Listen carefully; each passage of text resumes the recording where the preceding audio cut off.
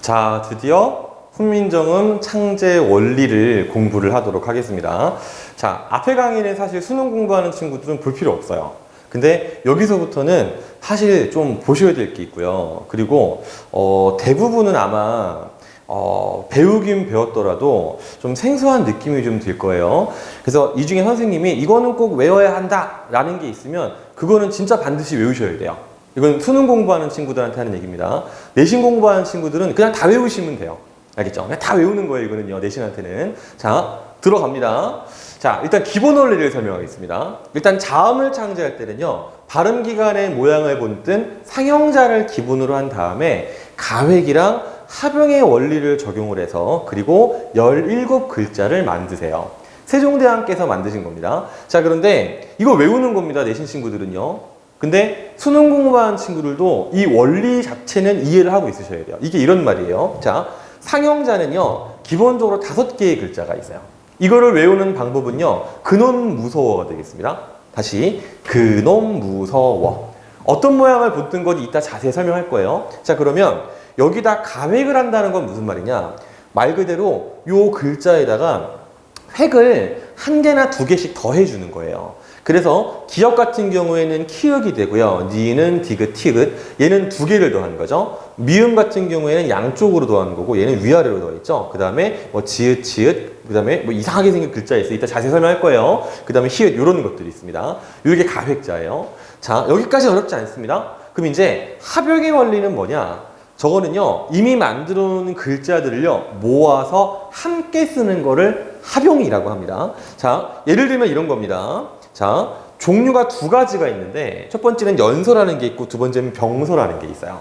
이 연서라는 거는요, 자, 이어 쓴다는 뜻인데 세로로 이렇게 쓰는 것이 이어 쓰는 거예요. 그 다음에 병서라는 것은 그 훈민정음 언해 보내는 갈바 쓰다라고 돼 있는데 우리말로 지금 풀이하면 이거 원래 우리말이죠. 현대어로 풀이하면 나란히 쓰다, 즉 가로로 쓴다라고 이해하시면 됩니다. 그래서 자, 연서에 해당하는 글자들 이렇게 생긴 글자들인데 굉장히 좀 모양이 생소하죠.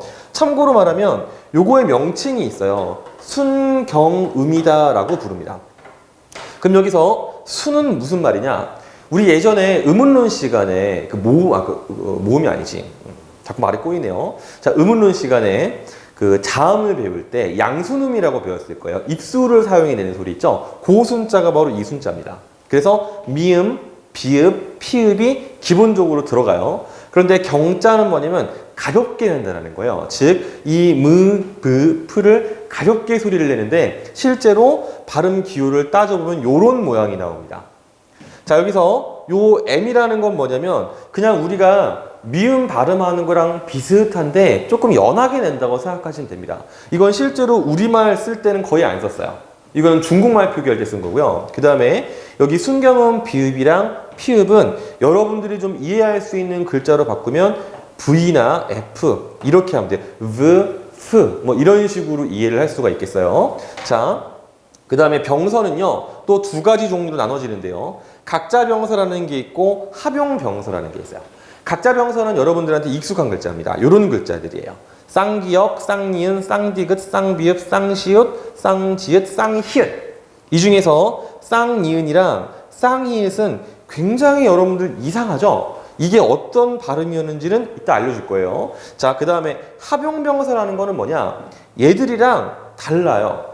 무슨 말이냐면 각자 병서는 일반적으로 우리가 지금 생각하는 된소리의 모습이잖아요. 그런데 합용병서는요, 그런 모습이 아니고요. 서로 다른 글자들을 합쳐 쓴 거예요. 3가지 계열이 있습니다. 일단 비읍계가 있는데요. 비읍이 앞에 나오고 뒤에 디귿, 시읒, 지읒, 티읒이 붙는 거예요. 그 다음에 시읒계가 있어요. 시읒이 앞에 있고 기역, 니은, 디귿, 비읍이 붙는 거고 그 다음에 비읍, 시읒계가 있어요. 즉 비읍, 시읒이 앞에 있고 뒤에 기역이나 디귿이 붙는 겁니다. 이거는 뭐 다 외울 필요는 없지만 이런 식으로 서로 다른 글자들이 모여 있으면 그것을 합용병사라고 한다라고는 기억을 반드시 해두셔야 돼요.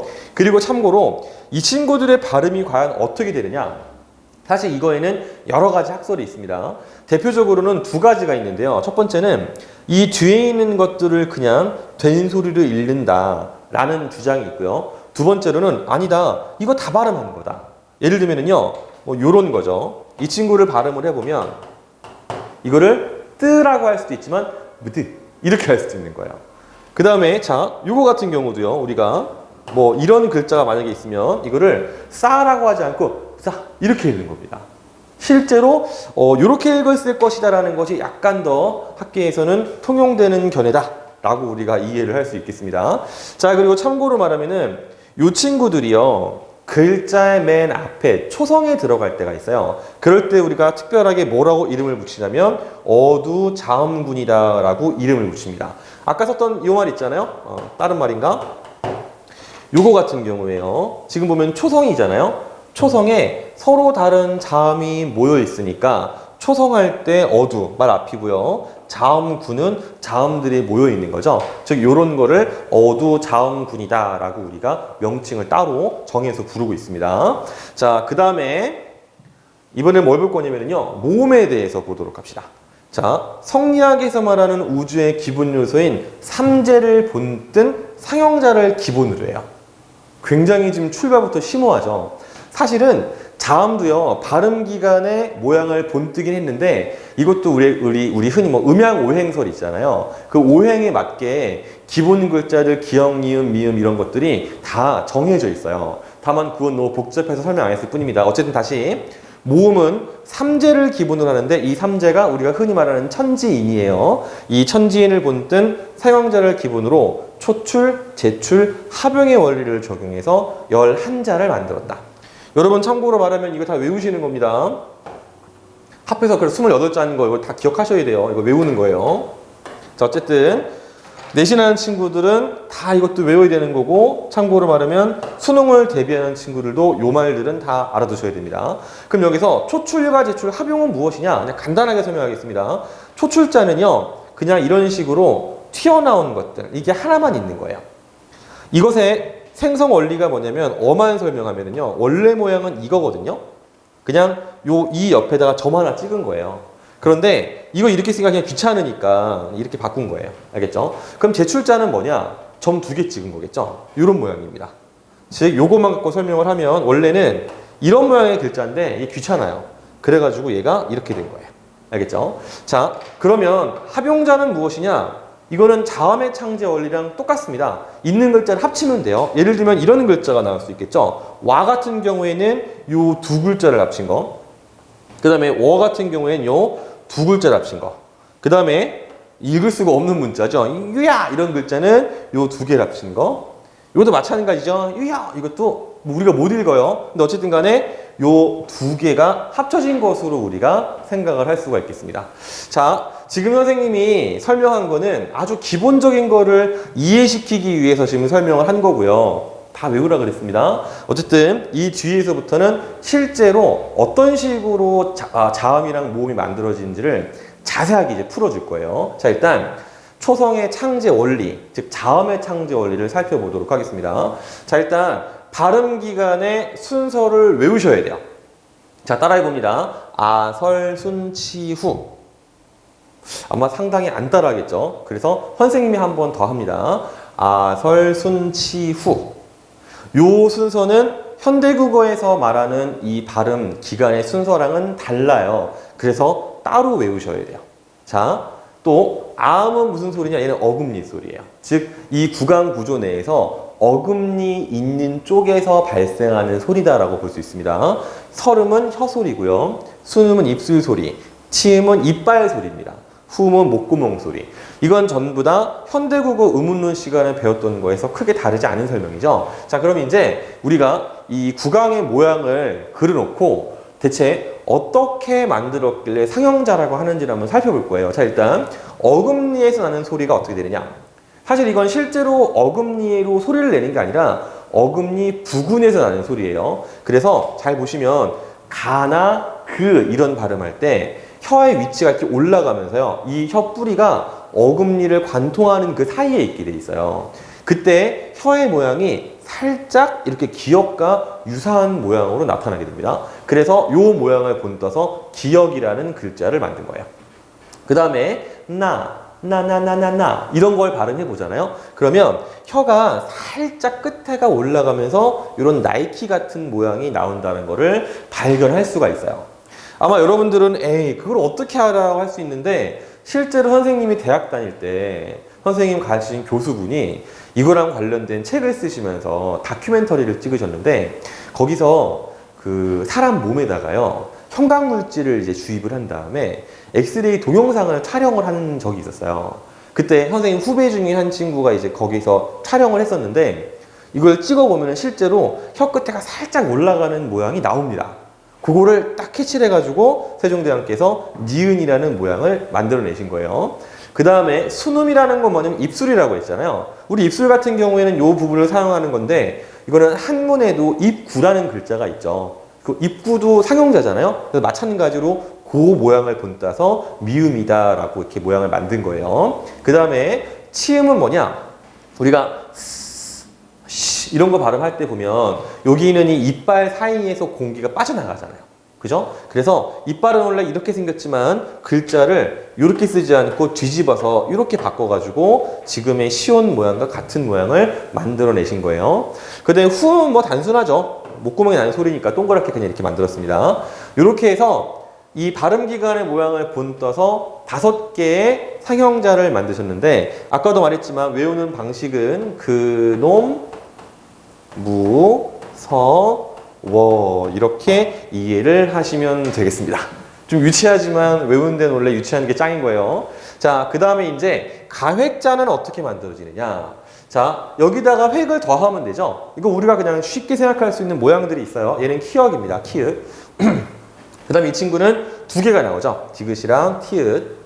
얘는 비읍이랑 피읍이 나오고요. 얘는 지읒과 치읒.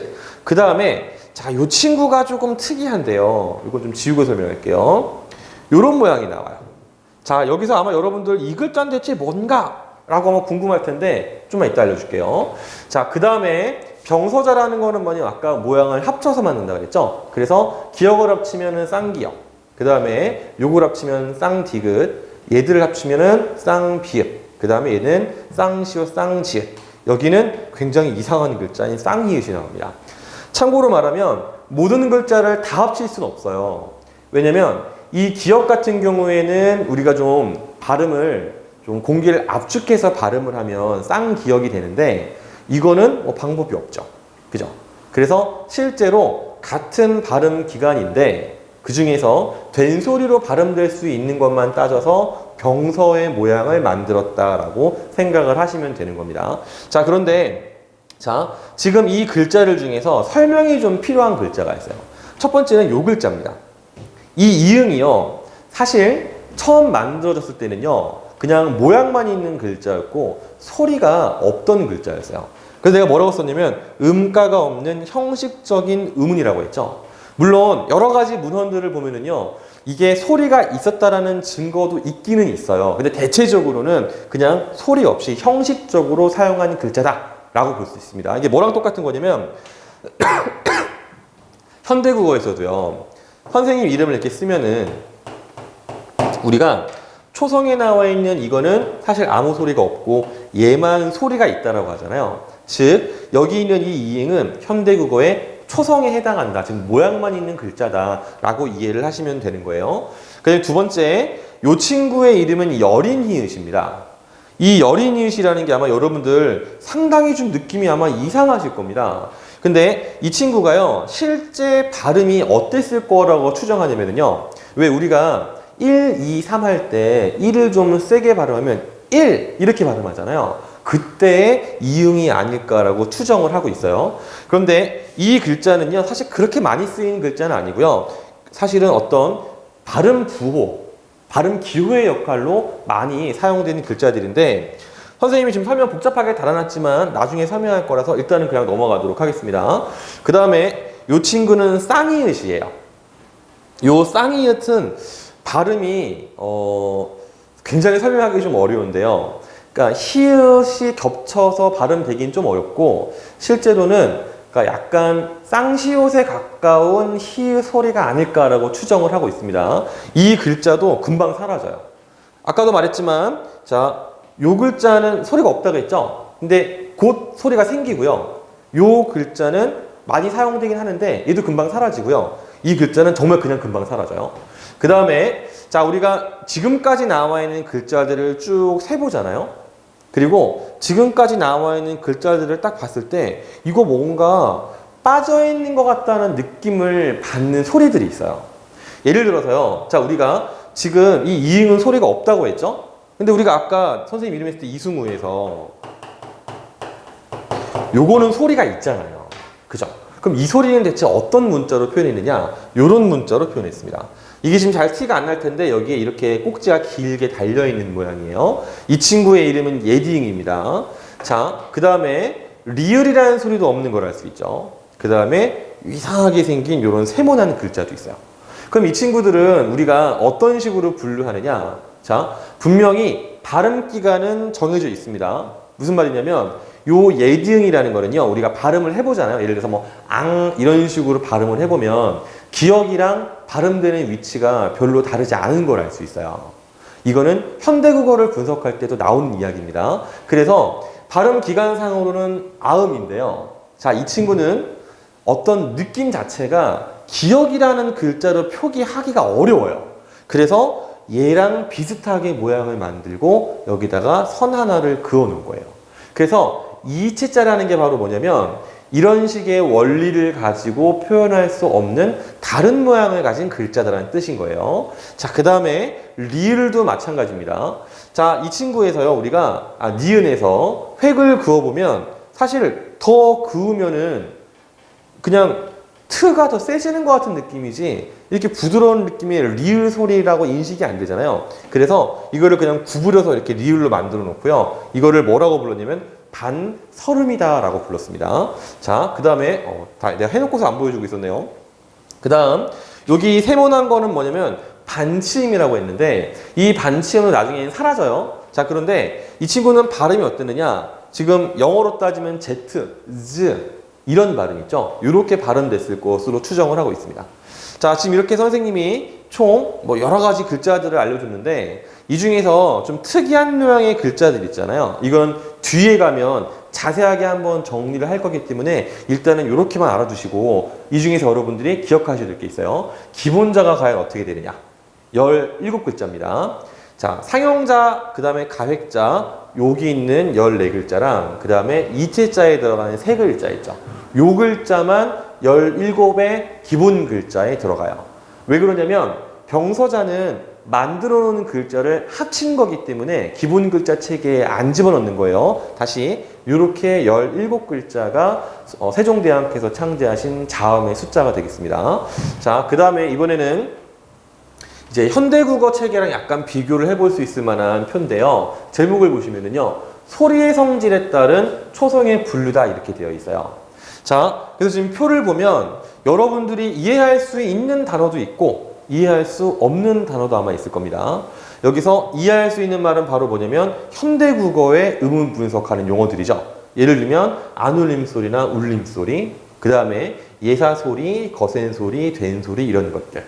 실제로 세종대왕께서 이 훈민정음에서 자음을 창제하시고 나서 이 소리들이 성질이 명확히 다르다라는 걸 인식을 하셨어요. 그래서 뭐 전청이니 차청이니 전탁이니 이런 분류를 만들어 놓으신 거예요. 그래서 보시면 전청이라는 거는요, 소리가 아주 맑은 소리를 말합니다. 그 다음에 차청이라는 건 뭐냐면 아주 맑지는 않은 소리예요. 그 다음 전탁이라는 건 뭐냐면 아주 탁한 소리를 의미합니다.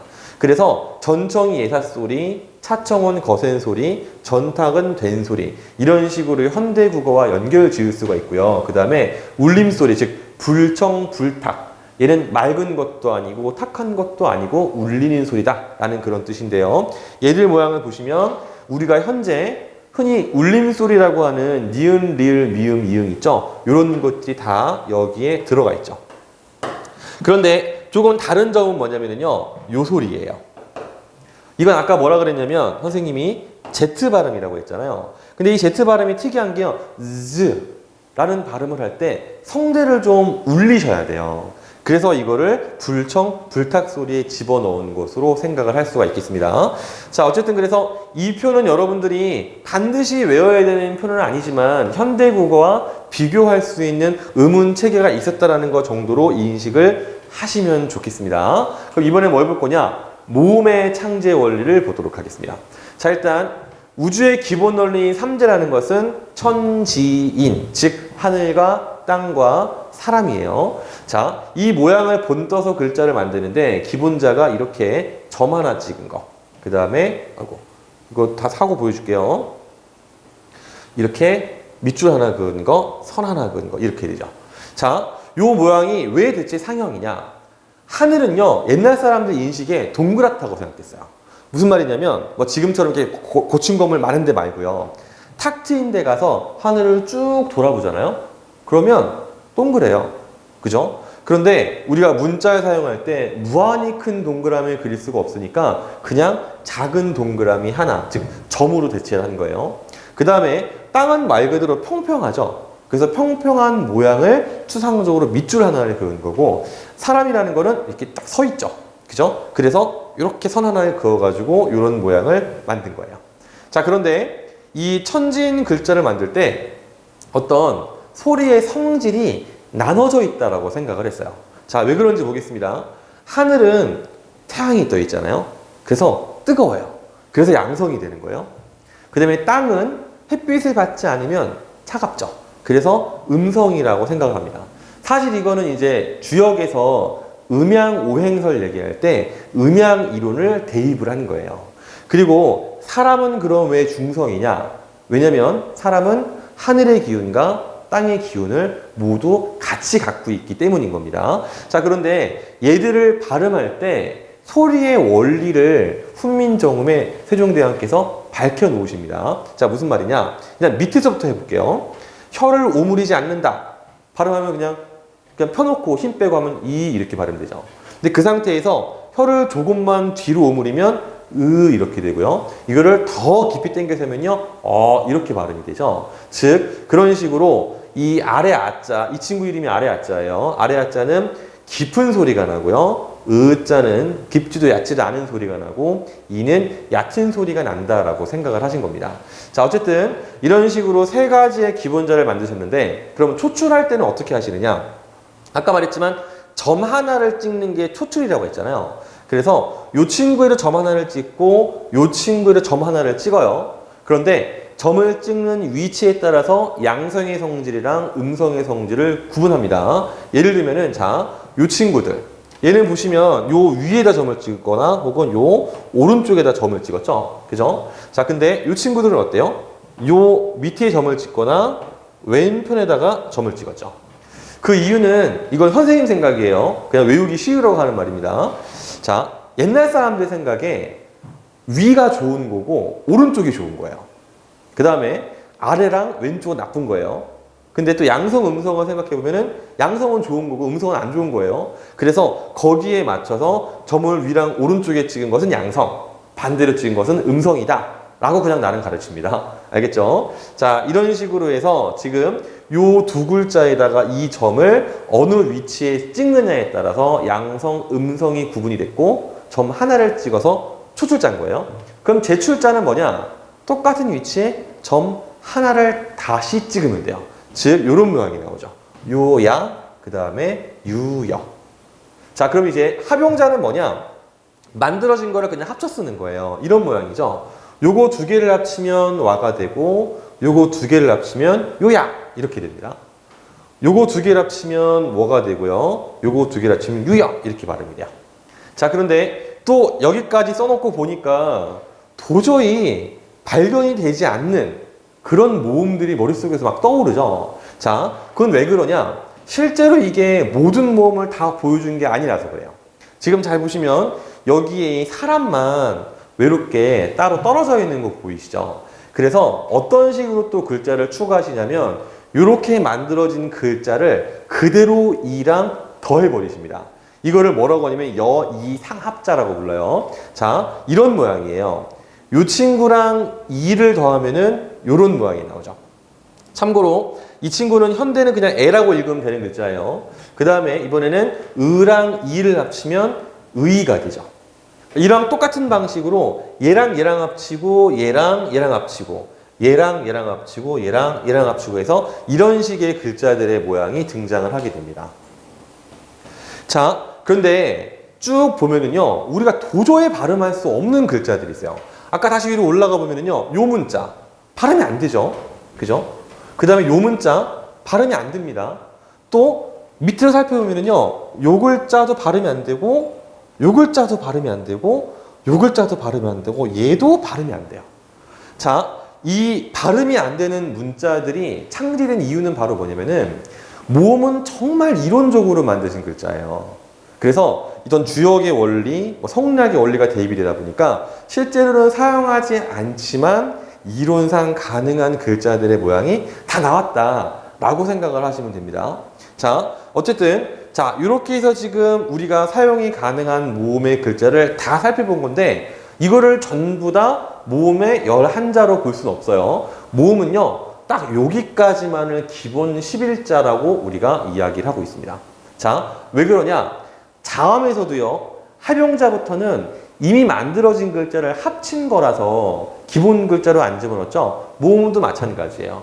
천지인의 상형을 본딴 기본자 3개에 초줄자, 제출자 8가지를 합쳐서 기본 11자를 완성을 하신 거고 나머지는 이것들을 합용해서 한 것이기 때문에 기본자에서 제외가 된 겁니다. 자, 그리고 또 이 중에서도요, 여기 이렇게 7가지의 글자 있죠. 아래 아자랑 의, 이, 오, 아, 우, 어.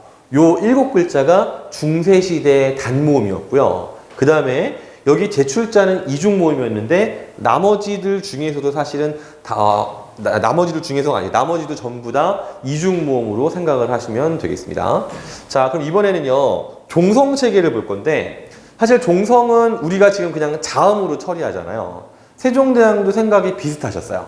그래서 종성을요, 어떻게 사용하셨느냐? 시기별로 약간씩 다른데 세종대왕께서 창제라고 반풀하시던 당시에는요, 이른바 종성, 부용, 초성이라 그래서 종성 글자는 부용, 다시 쓴다는 뜻이에요. 초성 글자를 다시 쓴다라고 말씀을 하십니다. 자, 근데 이거를 우리가 문법적으로 분석하면은 형태음소적 표기라고 하거든요.